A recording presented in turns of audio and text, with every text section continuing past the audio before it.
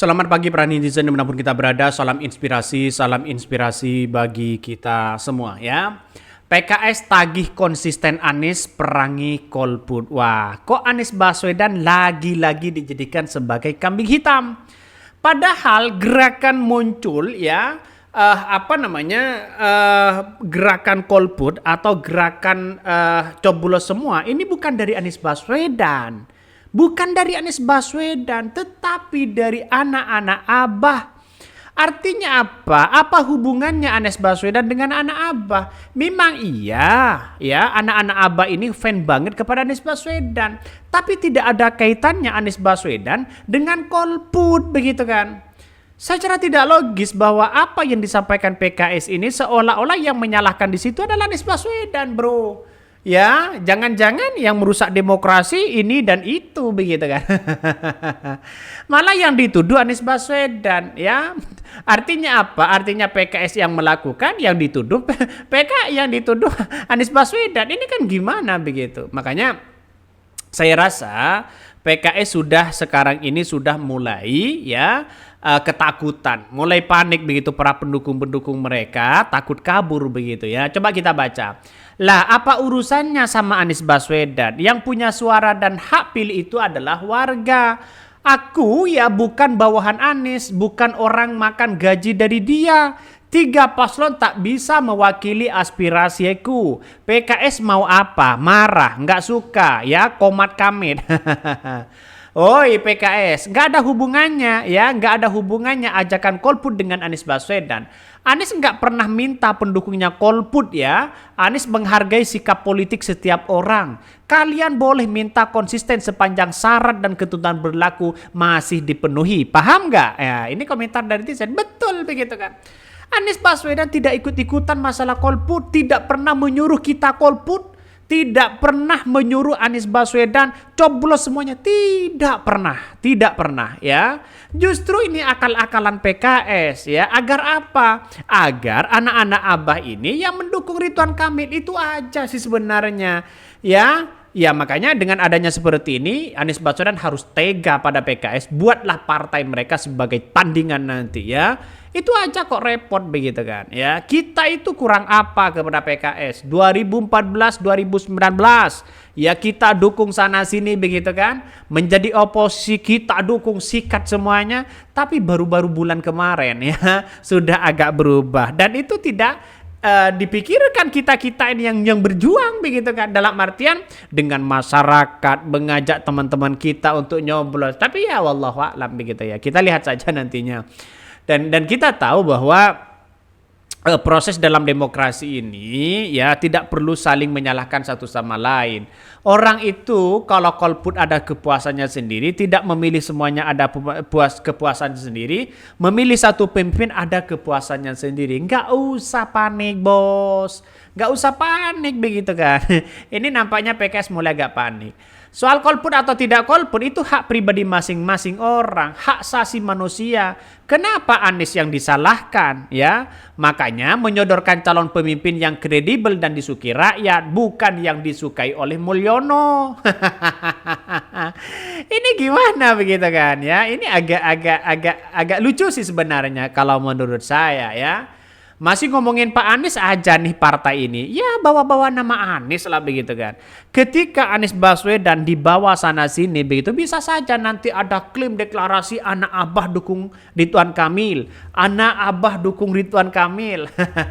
Yang dibicarakan terus Anies Baswedan. Padahal Anies Baswedan itu sudah menyatakan menghormati memilih pemimpin siapapun. Mengikuti keputusan-keputusan apapun. Kok malah jadi kambing hitam.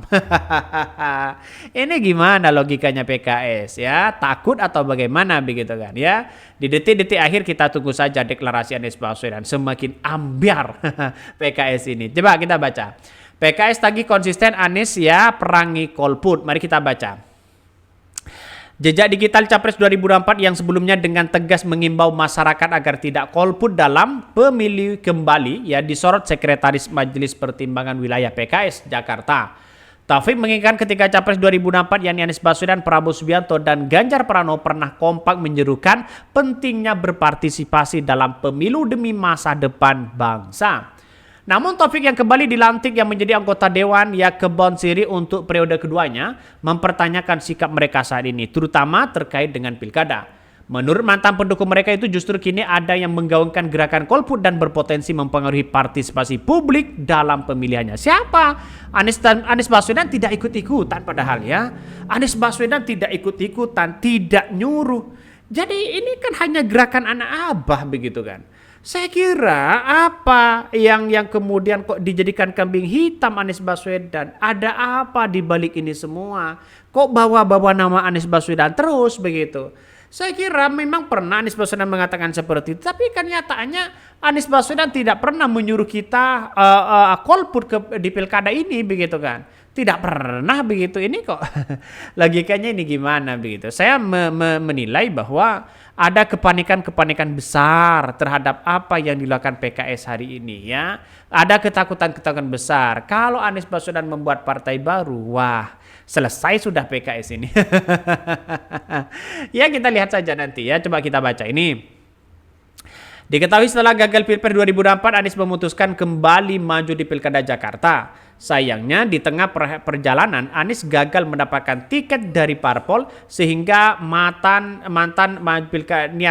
maju Pilkada Jakarta haruslah pupus. Belakangan ini muncul gerakan anak abah tusuk 3 pasangan calon di Pilkada Jakarta sebagai bentuk kekecewaan.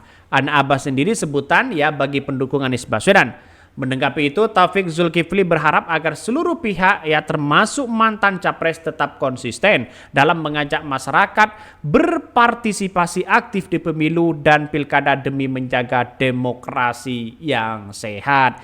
Itu begitu kan ya. Saya kira kenapa PKS hari ini mulai agak takut mulai agak diambang kebingungan. Ya, karena pada kenyataannya ini menjadi ancaman kepada PKS sebenarnya ya. Saya kira memandang begini semua itu boleh-boleh aja melakukan apapun begitu karena memang semuanya itu mengalami kemunduran demokrasi. Satu, begitu banyak orang golput, partisipasi pemilih sudah tidak begitu tertarik masyarakat di situ begitu kan.